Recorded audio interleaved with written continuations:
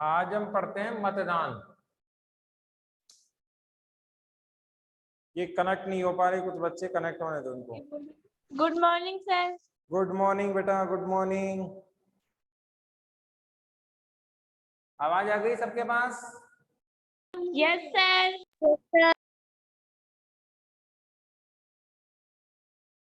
आज हम पढ़ेंगे मतदान या मतदाता सूची। मतदान या मतदाता सूची, इसको आपने को थोड़ा सा ध्यान से देखना है। इसमें क्या क्या होता है देखो, एनसीईआरटी में टॉपिक वाइज मामला दे रखा है। अगर यही बिंदु आरबीएससी में होता तो 4 लाइन का होता केवल। एनसीईआरटी में सारे कॉन्सेप्ट क्लियर किए हैं और आरबीएससी में सारे तथ्य क्लियर किए हैं, फैक्ट्स दिए गए हैं आरबीएससी में, है ना। आरबीएससी में क्या है, सारे आंकड़े हैं आपके पास, और इसमें क्या है, एक के बाद एक को बहुत डिटेल से पूरा दे रखा है। कुछ बातों को लाइन देके और फिर उसको छोड़ दिया वहीं, लेकिन अगर कुछ बातों को देखें तो बहुत लंबा चौड़ा दे रखा है। यहाँ देखें मतदान और मतदाता सूची, तो इसको हम डिटेल से पढ़ते हैं। तो मतदाता सूची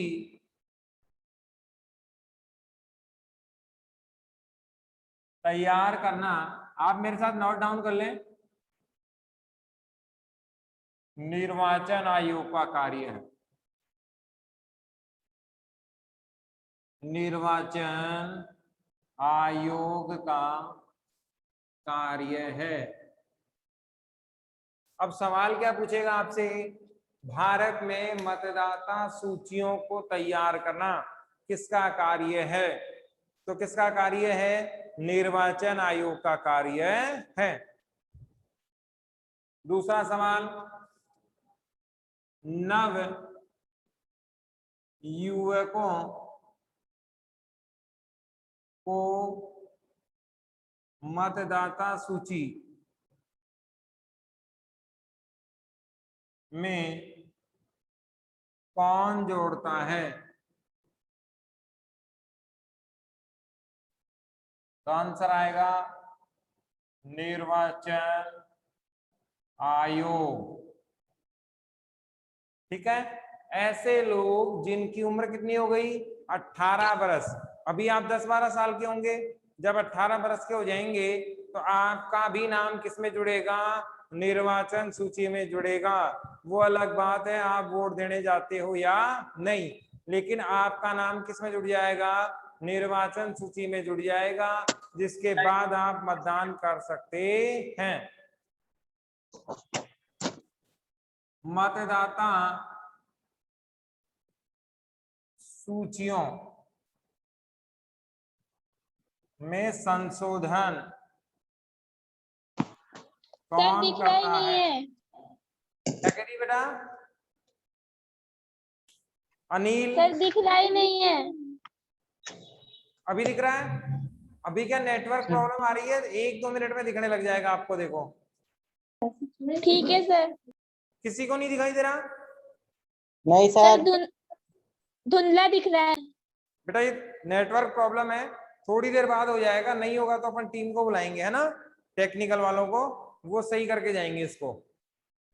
आप देखना अभी थोड़ी देर में ये ठीक हो जाता है प्रॉपर। क्या जब नेट की स्पीड कम हो जाती है ना, तब ऐसी दिक्कतें आती हैं। और आपके पास भी नेट स्लो हो सकता है, मेरे पास भी स्लो हो सकता है, ये सर्वर प्रॉब्लम है।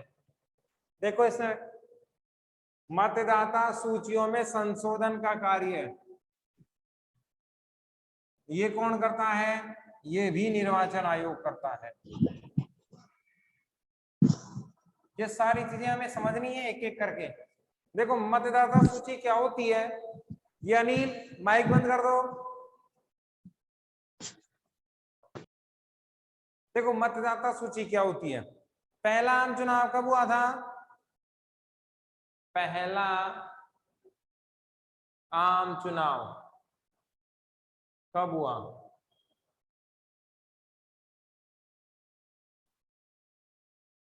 कोई बता सकता है? पहला आम चुनाव कब हुआ? नहीं, देखो अक्टूबर 1951 से शुरू होकर फरवरी 1952 में समाप्त हुआ।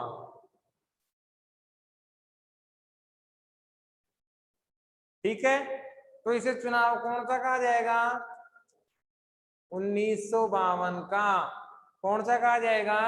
1952 का। अब क्लियर हो गया? Yes sir. ठीक है। Yes sir. वो क्या है, नेट की वजह से प्रॉब्लम आ जाती है। देखो बेटा, आप कौन सी साल में पढ़ रहे हो? आपका जो एजुकेशन ईयर है वो कौन सा है? 2021। नहीं, यही तो गड़बड़ कर रहे हो। आपको आप पास कौन सी साल में होंगे? 2021 से वेरी गुड। 2022। निकिता बोल रही है क्या? यस देखो, सर। यही है। 21-22 में पढ़ रहे हो और आप पास कौन से में होंगे? सही बोल रहा हूं मैं? आपका एजुकेशन ईयर कौन सा है? 21 और 22। और आप पास कौन से में होंगे? 2022 में। यही होने वाला है। यहां भी यही हुआ। देखो, चुनाव शुरू कब होते हैं? अक्टूबर 1951 में, और खत्म कब होते हैं? फरवरी 1952 में। इसीलिए इनको 1952 का आम चुनाव कहते हैं। अब एक बात याद रखना, जब भी मैं आपको फ्री वाली जगह बताऊं, ऐसे ही आपका पेज है, अरे कॉपी का पेज ऐसे ही है ना आपका? यस। यहां आप लेसन का नेम लिखते हो, है ना? तो यस लेसन का सर। नाम तो एक ही पेज पे लिखते हो, बाकी पेज तो सारे खाली ही पड़े रहते हैं। तो ये, इसको हम कहते हैं फ्री वाली जगह। कौन सी जगह कहते हैं? फ्री वाली जगह। तो ये जो एक्स्ट्रा क्वेश्चन है ना, वो कहाँ लिखने हैं आपको? फ्री वाली जगह पे लिखने हैं। तो लिख लो, भारत में पहला आम चुनाव, भारत में पहला आम चुनाव 1952 में संपन्न हुआ। भारत में पहला आम चुनाव 1952 में संपन्न हुआ।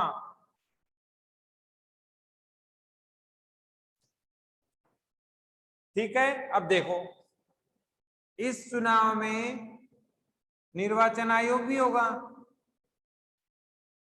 जो कब बना था? जनवरी 1950 में।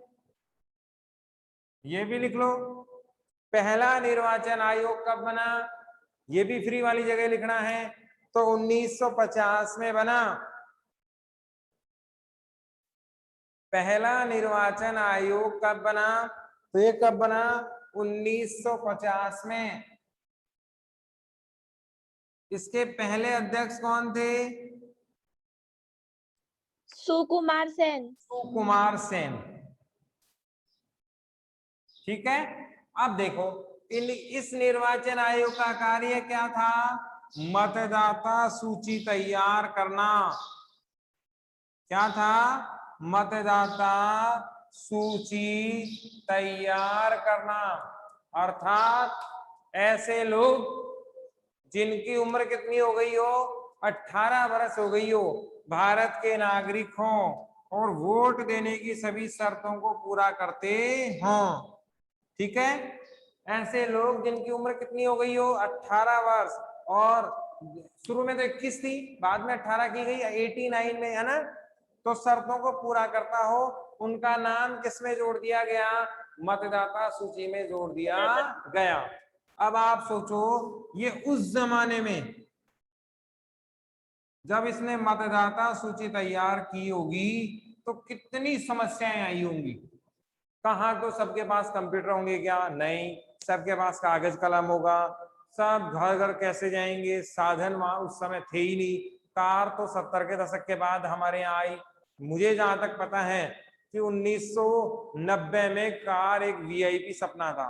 95 2000 तक आम आदमी के पास कार नहीं थी। ये कार आई है आम आदमी के पास 2005 के बाद।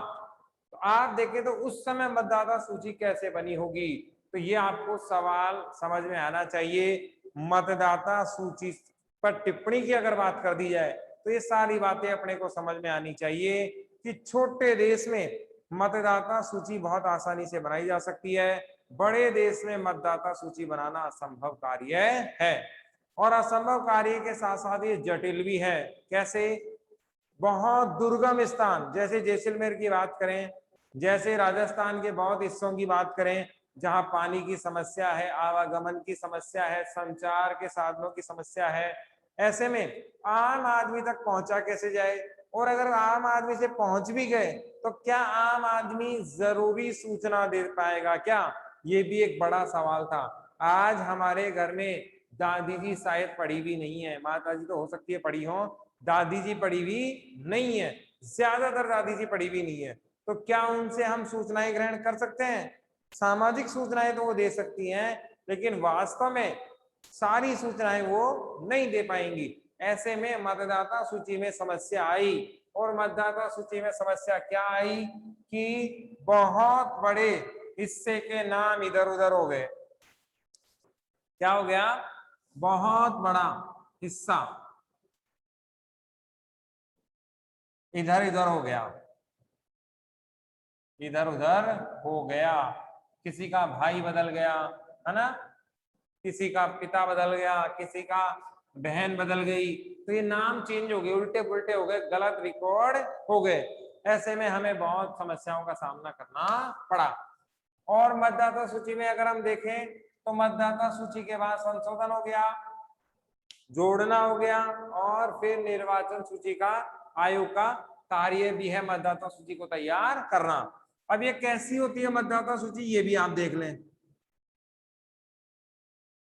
ये इस प्रकार का एक पेज होता है, ठीक है। ये किसका प्रारूप है? मतदाता सूची का। फिर इसकी और शर्तें लिखेंगे। इसमें यहां क्या होता है? वार्ड संख्या। यहां क्या है? वार्ड संख्या। हम जानते हैं वार्ड है ना, जैसे मेरा 2 नंबर है, शायद आपका यहाँ पर 14 नंबर या 3 नंबर होगा, वार्ड संख्या है। वार्ड संख्या में क्या बनते हैं हमारे यहाँ? पार्षद। सब समझते हैं पार्षद को। इधर क्या आएगा? विधानसभा का नाम, विधानसभा का नाम।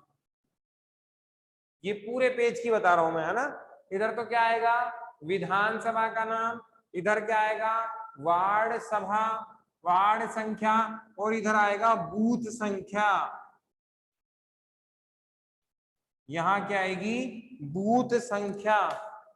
ये आपको ध्यान रखना है। ये प्रारूप थोड़ा सा समझ लें, आपकी किताब में बना रखा है तो उसमें समझ में नहीं आएगा। यहां देख लें, 3 चीजें इस पे अंकित होती है। एक तो विधानसभा क्षेत्र का नाम। किसका नाम? विधानसभा क्षेत्र का नाम। ये कौन से विधानसभा से है? तो विधानसभा क्षेत्र अपने कौन सा लगता है? या तो लगेगा आमेर, अरमाड़ा में मेहता स्कूल कहाँ है? आमेर। और हमारे कौन सा लगता है? विद्याधर नगर, विद्याधर नगर, ये हमारे लगता है, ठीक है ना। तो ये 2 विधानसभाओं के नाम है, ये भी हो सकता है ये, और कोई और भी हो सकता है। बूथ संख्या, जहां पर चुनाव होने वाले हैं, जहां पर चुनाव होने वाले हैं, जहां पर चुनाव होने वाले हैं, है ना। समझ रहे हो मेरे कहने का मतलब? कि जिस जगह चुनाव होंगे उनकी बूथ संख्या अलग अलग होती है। जैसे सरकारी स्कूल में हो सकते हैं, प्राइवेट स्कूल में हो सकते हैं, चुनाव तो कहीं भी हो सकते हैं, तो उनकी संख्या क्या होती है? अलग अलग होती है। और उन संख्याओं के नाम से उन चुनाव बूथों को पहचाना जाता है। इसमें और देखें तो ये वार्ड संख्या भी अंकित है, कौन से वार्ड की ये हैं। और वार्ड आप समझ ही गए, जहां से पार्षद चुनकर आते हैं। तो वार्ड संख्या हमारी हो गई 2। बूथ संख्या मान लीजिए 41 में इसको डाल देता हूं। तो ये तो इंट्रोडक्शन हो गया किसका? मतदाता सूची का। अब इसमें मतदाता पर्चियां होती हैं इस तरीके से।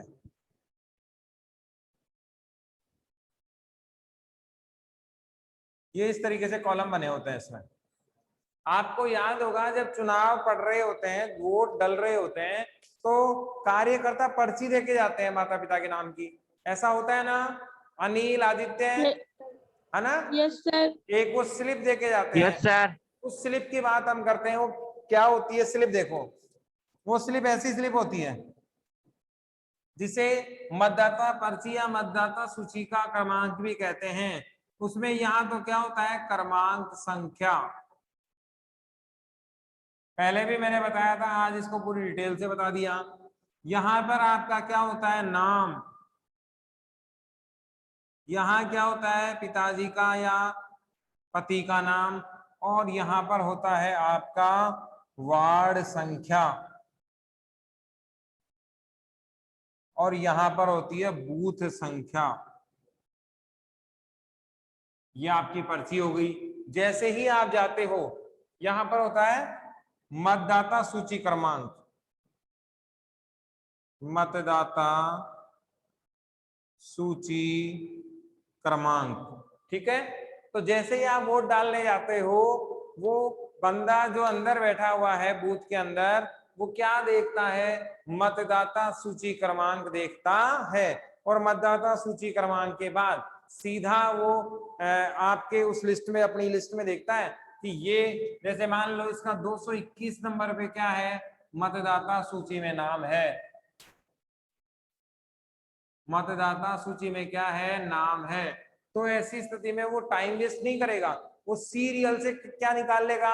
221 नंबर पे जाएगा सीधा ही, और वो चेक करेगा कि ए नाम का व्यक्ति, ये किसकी सूची थी? ए नाम की। तो 221 पे ए है, तो वो राइट टिक कर देगा और उसे वोट देने देगा। ये समझ में आया क्या निकिता? ये समझ यस में आया? सर। आगे बढ़े। Yes sir.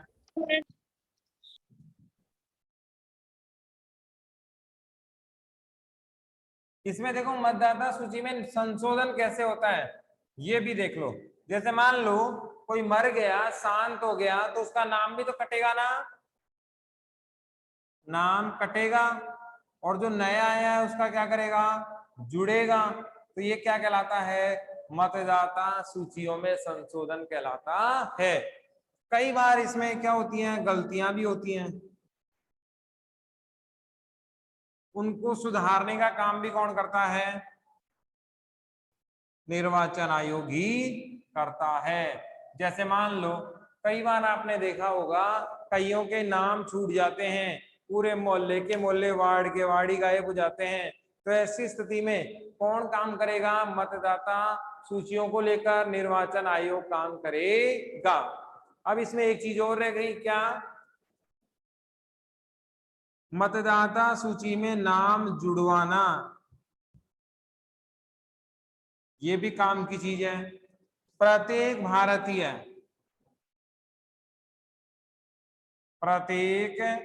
भारतीय जिसकी आयु वर्तमान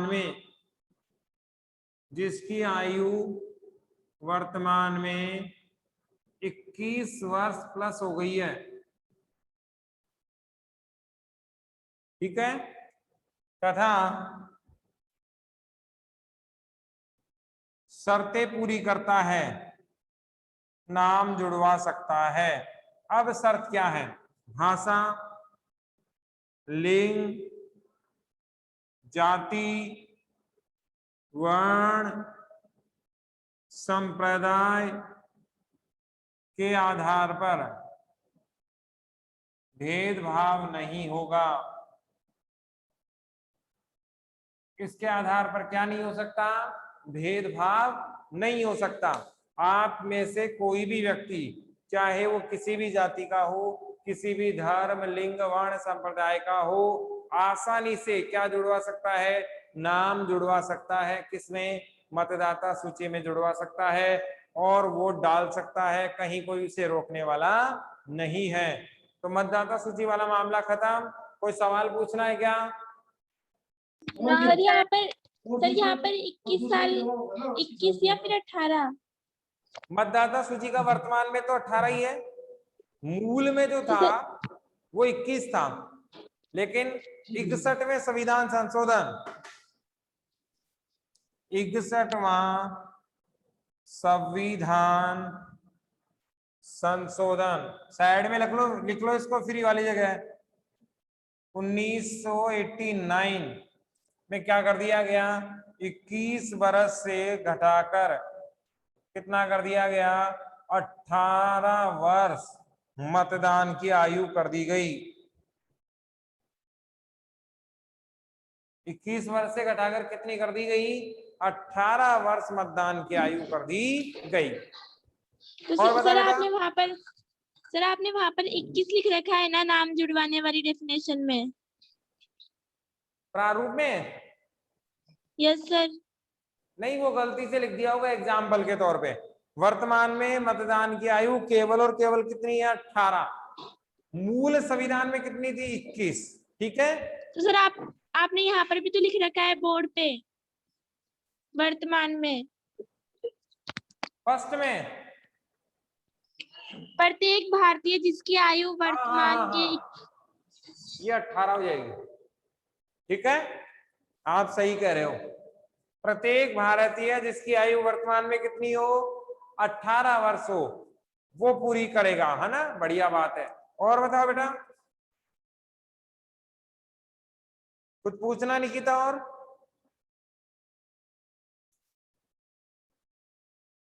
नो सर। ठीक है।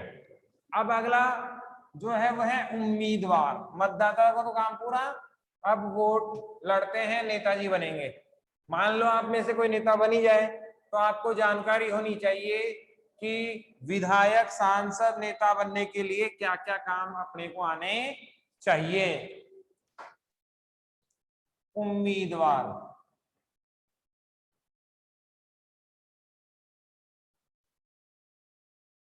नाम में ही वजन है ना, नेता का नाम सुनते ही। और भारत में तो आप जानते हो, जो कुछ नहीं करता वो क्या बनता है, नेता बनता है। और नेता भी कैसा, तगड़ा बनता है। क्योंकि हमारे यहाँ नेता में पहली शर्त क्या है, शिक्षा कितनी होनी चाहिए बेटा, शिक्षा कितनी होनी चाहिए नेता बनने के लिए?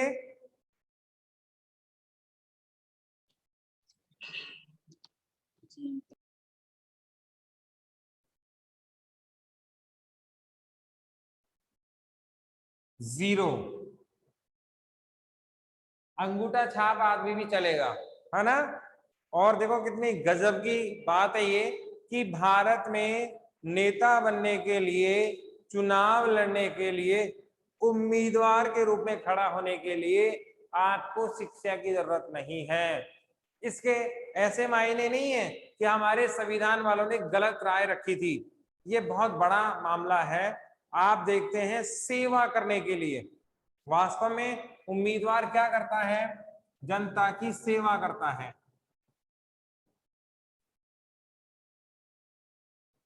जनता की क्या करेगा, सेवा करेगा। और जब वो जनता की सेवा करता है, तो हमें एक बात समझ में आती है कि इसमें शिक्षा का रोल अलग होता है। कि जो व्यक्ति शिक्षित हो वो ही सेवा कर सकता है, ऐसा नहीं है। जैसे मान लो किसी को पानी की समस्या है, किसी को स्वास्थ्य की समस्या है, किसी क्षेत्र में ट्रेन की समस्या है, कहीं शिक्षा की समस्या है, तो आम जनता के सुझावों को सुनकर, आम जनता की समस्याओं को सुनकर उनका समाधान निकालना, यही उम्मीदवार का एक प्रमुख कार्य है। तो इसमें शिक्षा कितने मायने रखती है, ये हमारे संविधान बनाने वाली संविधान सभा को पता था कि शिक्षा एक सेकेंडरी ऑप्शन है। आम जनता की सेवा कोई भी कर सकता है। इसीलिए उम्मीदवार के रूप में हमारे यहाँ क्या नहीं जोड़ा गया है, शिक्षा नहीं जोड़ा गया है। तो आपको ये ध्यान रखना है, ऐसा व्यक्ति जो कभी पढ़ा ही नहीं, अनपढ़ हो, वो भी उम्मीदवार बन सकता है। लेकिन अभी अभी ताजा खबर राजस्थान में है ना, कि राजस्थान में जो सरपंच हैं, है ना, कौन सी सरपंच, महिला, वो कौन सी पास होनी चाहिए, 8वीं पास होनी चाहिए। अगर आप भविष्य में सरपंच बनते हैं तो आपको क्या होना चाहिए, 8वीं पास होना चाहिए। और आप जानते हो महिलाओं के लिए शर्त रखी गई थी। और उसमें तो बहुत गजब की बात है, क्योंकि आप सब किस में हो, 8 पास हो ही चुके हो, तो आने वाले भविष्य में तो आपके लिए बहुत अच्छा होगा। लेकिन ये बाद में शर्त हटा दी गई। तो ऐसी शर्तें आगे भी अगर रखी जाएं तो वो देश के हित में होंगी। आप जैसे युवा पढ़कर आएंगे, बढ़कर आएंगे, तो देश को आगे ले जाएंगे। हम क्या पढ़ रहे हैं, उम्मीदवार चुनाव लड़ने की शर्तें।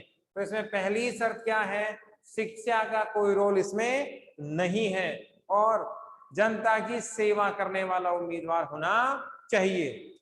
दूसरी चीज, उम्मीदवार को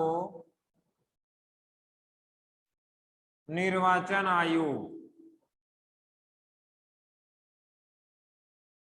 उम्मीदवार को निर्वाचन आयोग में शपथ पत्र देना होगा या देना होता है। क्या देना पड़ता है, शपथ पत्र। इसको अंग्रेजी में कहते हैं डिक्लेरेशन। इस डिक्लेरेशन में क्या क्या बातें हैं, उम्मीदवार यानी कि नेता का शैक्षणिक स्तर कितना है, अर्थात शिक्षा कितनी प्राप्त की है। दूसरा, प्रॉपर्टी कितनी है, प्रॉपर्टी कितनी है। और तीसरा, आपराधिक मामले, आपराधिक मामले कितने हैं, यानी कि केस कितने चल रहे हैं उस पर।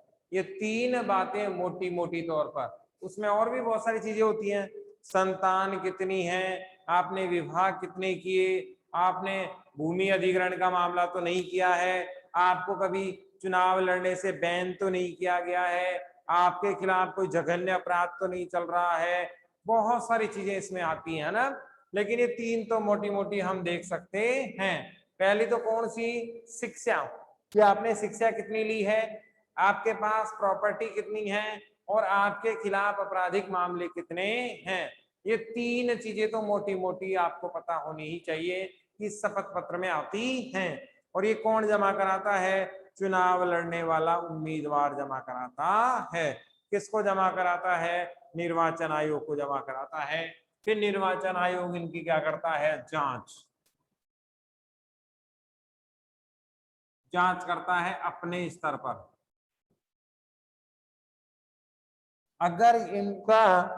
अगर इनमें कोई क्या पाया जाता है, गलत, क्या पाया जाता है, गलत, तो उसका निर्वाचन रद्द कर दिया जाता है। आपने बहुत बार नाम सुना होगा कि उसका तो फॉर्म ही रिजेक्ट कर दिया गया। इसका मतलब क्या हुआ कि जो निर्वाचन में उम्मीदवार, चुनाव में जो उम्मीदवार खड़ा हो रहा था, उसने जो निर्वाचन आयोग को सूचना दी वो क्या दे दी, गलत दे दी। यानी कि प्रचुर मात्रा में उसने सूचना नहीं दी, वास्तव मात्रा में उसने सूचना नहीं दी, जो क्या थी, पूरी तरीके से क्या, सही नहीं दी। तो उम्मीदवार निर्वाचन आयोग के सामने क्या देता है, शपथ देता है, शपथ पत्र देता है। शपथ पत्र में कितने प्रकार की सूचनाएं देगा, वो 3 प्रकार की सूचनाएं देगा, शिक्षा, प्रॉपर्टी और आपराधिक मामले। और इसके बारे में डिटेल से कौन जानेगा, फिर निर्वाचन आयोग जानेगा कि ये सही भी है या गलत। और अगर ये गलत है तो फिर इसका फॉर्म क्या कर देगा, रिजेक्ट कर देगा। अभी इसमें एक मामला और आया है वर्तमान में, क्या, आपराधिक मामलों से जुड़े हुए जितने भी संज्ञान हैं या आपराधिक मामलों से जितने भी मामले हैं, उनको 2 बार जनता को बताना पड़ेगा, जनता को बताना पड़ेगा। अब देखो कितना गजब का मामला हो रहा है। नेता बताएंगे कि हमने कौन से अपराध किए हैं, किसको बताएंगे, जनता को बताएंगे। ये अभी संशोधन हुआ है, अभी लागू नहीं हुआ है, ये मामला लागू नहीं हुआ है, अब होगा। क्या होगा इसमें कि नेता कितनी बार बताएंगे, 2 बार बताएंगे। एक बार तो कब बताएंगे, समाचार पत्र के जरिए। अपने आता है ना दैनिक भास्कर पत्रिका वगैरह उसके जरिए, और दूसरा टीवी के माध्यम से, इलेक्ट्रॉनिक मीडिया, टीवी के माध्यम से, ताकि जनता किसी गलत आदमी को ना चुन ले। ये बात तय करेंगे कौन? आम जनता तय करेगी। यहां तक की बात समझ में आई? हम क्या पढ़ रहे थे? उम्मीदवार, कि उम्मीदवार कैसे लाया जाए, किस प्रकार से लाया जाए, और इसमें क्या क्या है? चुनाव लड़ना। तो इसमें शिक्षा का स्तर किसी प्रकार से रोल अदा नहीं करता। इसमें क्या रोल अदा करता है? जनता की सेवा कौन कर सकता है, ये तय करना होता है। ठीक है ना? जनता की सेवा कौन कर सकता है, ये भाव होता है। इसीलिए इसे अनपढ़ आदमी भी कर सकता है, इसीलिए सेवा का भाव शिक्षा से जुड़ा नहीं है। दूसरा, उम्मीदवार निर्वाचन आयोग को क्या देता है? शपथ पत्र देता है। उसमें 3 चीजें देता है: शिक्षा कितनी है, प्रॉपर्टी कितनी है, और उसके आपराधिक मामले कितने हैं। इस शपथ पत्र की आयोग क्या करता है? जांच करता है निर्वाचन आयोग। यदि ये बातें सही निकलती हैं तब तो मामला हो जाता है, आगे बढ़ जाता है, अदरवाइज इसको हटा दिया जाता है और निर्वाचन पत्र क्या कर दिया जाता है? रद्द कर दिया जाता है, उसे लागू नहीं किया जाता। ये फैसला लागू नहीं हुआ। नया फैसला है, क्या है? कि 2 बार जनता को आपराधिक मामलों के बारे में आपको बताना पड़ेगा। एक तो कब बताना पड़ेगा? समाचार पत्रों से, और एक टीवी के माध्यम से। और ये भी कब? चुनाव से पहले। ये भी कब? चुनाव से पहले। अब देखो, जब जनता को ये बातें आपके बारे में पता लग गई कि हम जिसको चुनना चाह रहे हैं वो तो फर्जी है ना, आपराधिक मामले हैं, भ्रष्ट है, अपराधी है, तो क्या आप उसे चुनोगे? क्या कभी नहीं चुनोगे। तो ऐसे में निर्वाचन आयोग पारदर्शिता लाना चाहता है, ट्रांसपेरेंसी लाना चाहता है, कि आम जनता को ये सब पता हो, आम जनता इसमें भारी समर्थन दे, ताकि आपराधिक मामले रुक सके।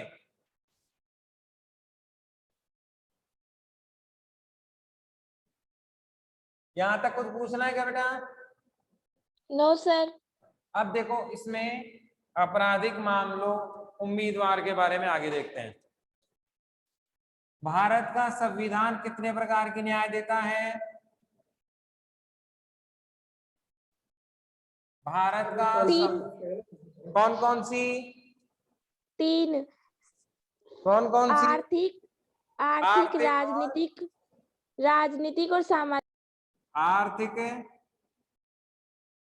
दूसरी राजनीतिक, और तीसरी सामाजिक। सामाजिक। इसमें हम कौन सी यस पढ़ सर। रहे हैं? राजनीतिक राजनीतिक। न्याय। क्या होती है? किसी भी व्यक्ति को क्या होता है? आप लिख लेना इसको। किसी भी व्यक्ति को चुनाव में भाग लेने का अधिकार, भाग लेने का अधिकार हो। सर आर्थिक के बाद में क्या? राजनीतिक हो गया ना आर्थिक के बाद। पहला कौन सा? आर्थिक। दूसरा कौन सा? राजनीतिक। तीसरा कौन सा? सामाजिक। तो राजनीतिक क्या है? किसी भी व्यक्ति को चुनाव में भाग लेने का अधिकार हो तथा चुनाव लड़ने का अधिकार हो। चुनाव लड़ने का अधिकार हो।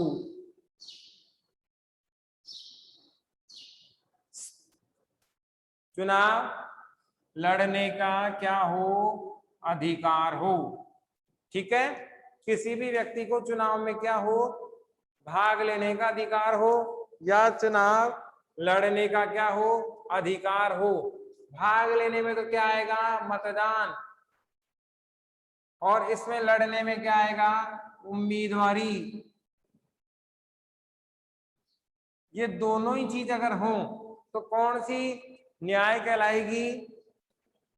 राजनीतिक न्याय कहलाएगी। अच्छा, यहाँ राजनीतिक न्याय। फोकस पड़ रहा है क्या?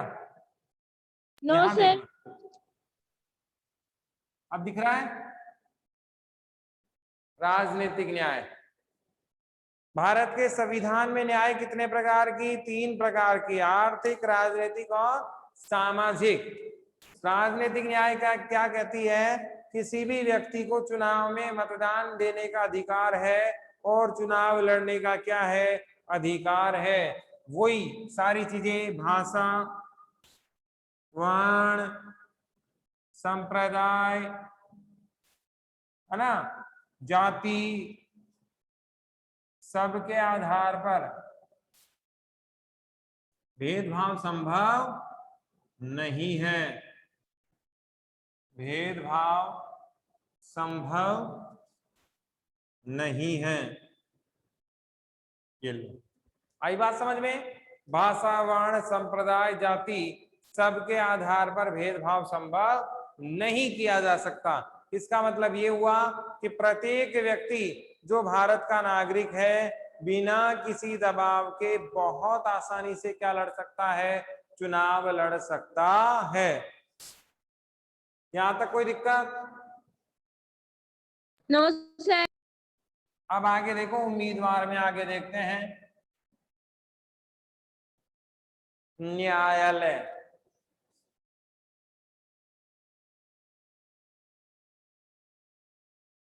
देखो कई लोग क्या होते हैं? अपराधी होते हैं। अपराधी, और अपराधी किसे कहा जाएगा? ऐसा व्यक्ति जिसके विरुद्ध, ऐसा व्यक्ति जिसके विरुद्ध अपराधी मामले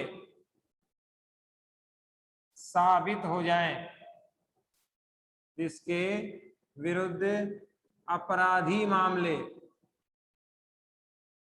क्या हो जाएं? साबित हो जाएं, साबित हो जावें, क्या कहलाता है? अपराधी कहलाता है। अगर आपके खिलाफ केवल केस चल रहा है और उसमें कोई अभी रिजल्ट नहीं आया है या कोई परिणाम नहीं आया है तो आपको डरने की जरूरत नहीं है। आप मतदान लड़ सकते हैं, चुनाव लड़ सकते हैं, है ना, चुनाव में भागीदारी निभा सकते हैं, कोई रोकने वाला नहीं है। अपराधी किसे कहा जाएगा? जिसके खिलाफ अपराध क्या हो जाए? साबित हो जाए। जब तक अपराधी साबित नहीं होता, अपराध साबित नहीं होता किसी के विरुद्ध, उसे अपराधी नहीं कहा जा सकता है। तो ऐसे में इसका फायदा कौन उठाते हैं? हमारे यहाँ के नेता इसका फायदा उठाते हैं और वो क्या करते हैं कि चुनाव में भाग ले लेते हैं। आपने बहुत सारी पिक्चर देखी होगी जिसमें चुनाव कहाँ से लड़ा जाता है? जेल में रहते हुए। ऐसा देखा क्या? Yes sir. कि हीरो जेल में ही रहता है, चुनाव में भाग ले लेता है, जीतता है, मंत्री बन जाता है और फिर जेल से कहाँ जाता है? बाहर आ जाता है। ये किसका फायदा उठाता है? भारत के संविधान का फायदा उठाता है कि भारत के संविधान में केवल आरोप लगाने से कोई अपराधी साबित नहीं होता। अपराध अगर आप पे साबित हो जाता है तभी आपको अपराधी माना जाता है, तभी आपको न्यायालय क्या कर सकता है? रोक सकता है। जब तक चाहे अपराध किया हो, लेकिन जब तक ट्रायल चल रहा है, कानूनी प्रक्रिया चल रही है, तब तक उसे कोई रोक नहीं सकता। हाँ, जिस दिन आदेश आ जाए कि यह अपराधी व्यक्ति है, तब वो अपराधी कहलाएगा और न्यायालय चाहे तो उसे रोक सकता है। कितनी बातें समझ में आई? कुछ पूछना है क्या बेटा? Yes sir. No sir. Clear है? Yes sir. आज की क्लास का टाइम भी हो गया, है ना। आज हमने क्या पढ़ लिया? एक तो मतदाता और दूसरा क्या पढ़ लिया? उम्मीदवार की योग्यता की शर्तें। उसमें कोई एक आधी शर्तें और रह गई तो वो अपन कल सैटरडे को कंप्लीट कर लेंगे, है ना।